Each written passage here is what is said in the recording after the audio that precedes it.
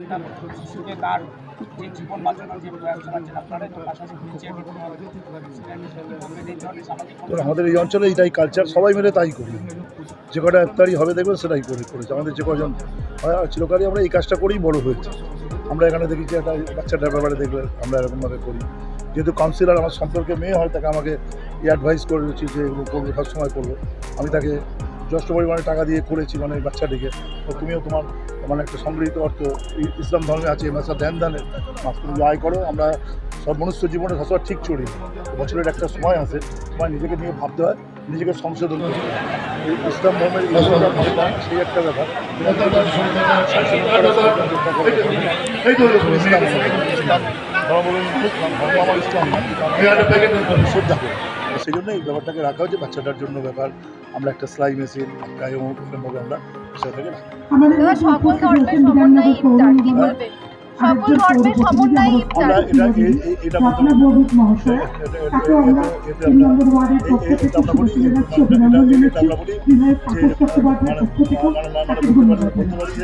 সম্প্রীতির ইফতার, সবাই মিলিয়ে একসঙ্গে মিলিত হয়েছে ইফতারটা বিষয়গুলো করার জন্য। আমরা হিন্দু মুসলমান মানুষ একসাথে বাস করি। আমার ক্যালেন্ডারে যেমন দুর্গা পুজো, কালী পুজো আছে, তেমনি তাকে ঠিক রমজান মাস, ঈদ, মহরম এবং এটা আছে। আমরা একসঙ্গে সারা বছর এভাবেই পালন করেই বড় হয়েছে। এটাই আমাদের জীবনে। এটাকে যদি কেউ করে বলতে চান সেটা এখানে সফল হবে। 2026 বিধানসভা নির্বাচন পাকিয়ে সেখানে দাঁড়িয়ে এসআইআর এর একটা ভূমিকা, যেখানে মমতা ব্যানার্জি ধর্নায় বসেন, কি বলবেন? গতকাল আমিও ধর্নায় গেছিলাম। আজকে ওনার থেকে আমি ছাড় নিয়ে এসেছি। আমাকে বললো দিদি তুমি আগে কাজ করো, রোজ আসতে হবে না। আমি যাবো আবার কাল থেকে তো এই জন্য আমরা মনে করি এটা একটা অত্যাচার। এটা একটা আমার স্বাধীনতার পর আমাদের গণতান্ত্রিক অধিকার হরণ করে নিয়েছে কেন্দ্রীয় সরকার। আমরা চিরকালই বলেছি বিজেপি আমাদের জাতীয় পার্টি না, আমাদের জাতীয়তা যে ধারা তার বিরোধী। অন্য রাজনৈতিক দল কোনো সঙ্গে লড়াই হয়। এটা হচ্ছে একটা মানে তিনি যার এজেন্ডায় ছিল স্বাধীনতা সংগ্রামে নাকি আমরা ইংরেজদের দাঁড়িয়ে ভুল করেছি, সেই একটি দল যারা আজকে মানুষের সমর্থনে ক্ষমতা আসতে না পারে এসআইআর করার চেষ্টা করছে। আমরা এসআইআর এর বিপক্ষে না। একটা সময় ধরে চলুক যে এসআইআর 2002 সালে 2 বছর ধরে হয়েছে, সেটা 1-1.5 মাসের মধ্যে করে তারা কী প্রমাণ করতে চাইছে। এবং এতগুলো মানুষ মানে বলা হচ্ছে আন্ডার জাজমেন্ট কিন্তু শুরু হয়েছে। তুমি তাকে বিষয়টাকে তাদের দিয়ে তো ভোট হতে পারে না। আমরা বলেছি একজনও মানুষ যিনি মানুষের ভোট বাদ দিয়ে ভোট হবে না, যিনি বৈধ ভোটার তাকে বাদ দিয়ে হবে না। তার জন্য মমতা বন্দ্যোপাধ্যায় ধর্নায় বসেছে। আমরা সকলে আন্দোলনে করেছি, আন্দোলন চলবে, দুর্বার গতিকে চলবে। বাংলা বাঙালিদের নাম কাটা, বাংলা বাঙালিদের চিরকাল ইংরেজরা নাম কেটেছে। আমরা স্বাধীনতা সংগ্রামে ভোটে রেখেছি বাংলা বাঙালিদের নাম কাটা বিষয়টাকে। এ লড়াই হিন্দু মুসলমানের নয়, লড়াই গুজরাট বনাম বাংলার লড়াই, এ লড়াই দিদি বনাম মোদির লড়াই। এই লড়াইতে আমরা বিষয় পেয়ে থাকি। দাদা, গ্যাসের দাম বাড়ায়, আগামীকাল আন্তর্জাতিক নারী দিবসে দিদির নেতৃত্বে মিছিল, কি বলবেন? আমরা এখানে বলেছি মেয়েদের খন্তায় কুড়িয়ে নিয়ে মিছিলে নামতে কি হবে মানে বিষয়টাকে নেবে।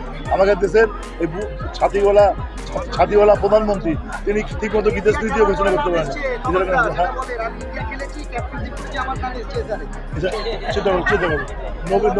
নবীন নামে ইন্ডিয়া খেলা লোক এরকমভাবে বিষয়টাকে করা হয়েছে।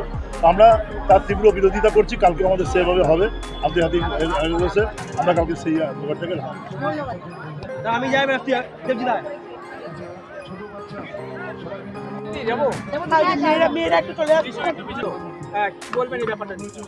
মুখ্যমন্ত্রী মমতা বন্দ্যোপাধ্যায়ের অনুপ্রেরণায় বিধায়ক তাপস চট্টোপাধ্যায়ের আন্তরিক সহযোগিতা আমরা প্রতি বছরই আমাদের খুব প্রাণের অঞ্চলে দক্ষিণ নারায়ণপুরে 3 নম্বর ওয়ার্ডের মানুষদের নিয়ে পবিত্র রমজান মাসে এই ইফতারে মজলিস আমরা করে থাকি।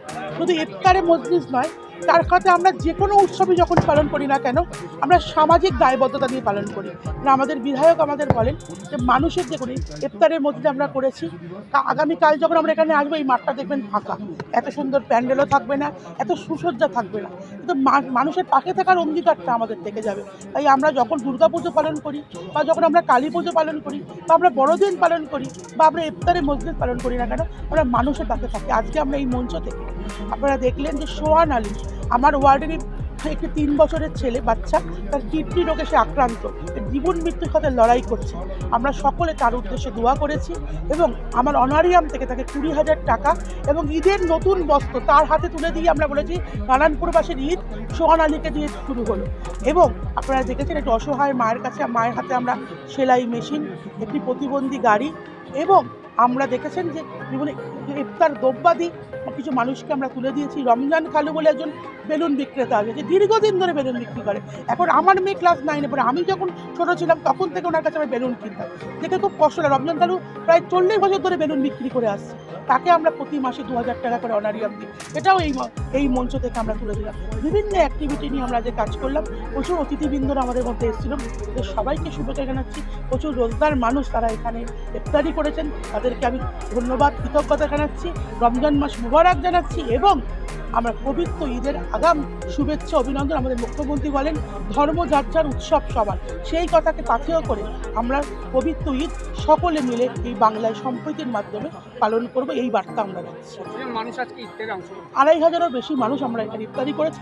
আমাদের এখানে প্রচুর মানুষ করেছেন, মহিলারা যেহেতু একটু আড়ালে করে, এই আমাদের মুজাফফর আহমেদ স্কুলের ভেতর প্রচুর মহিলারা ইফতারি করেছেন। এবং তার পাশে আমাদের একটা শিশু উদ্যান আছে, সেখানেও প্রচুর মানুষ ইফতারি করেছে। এবং সকাল থেকে এই ওয়ার্ডের আমাদের নেতৃত্ব কর্মীবৃন্দ, মহিলা কর্মীবৃন্দরা তারা নিজে হাতে ফল কাটা থেকে শুরু করে বিভিন্ন রকম সহযোগিতা, যে প্রস্তুতি তারা সহযোগিতা করেছেন। সকলকে আমাদের তরফ থেকে ধন্যবাদ। আপনারা সব মিডিয়ার লোকেরা এসেছেন, আপনারাও যে কোনো ব্যাপারে আসেন, আপনাদের আমার পক্ষ থেকে 3 নম্বর ওয়ার্ডের পক্ষ থেকে কৃতজ্ঞতা, ধন্যবাদ, নমস্কার জানাচ্ছি।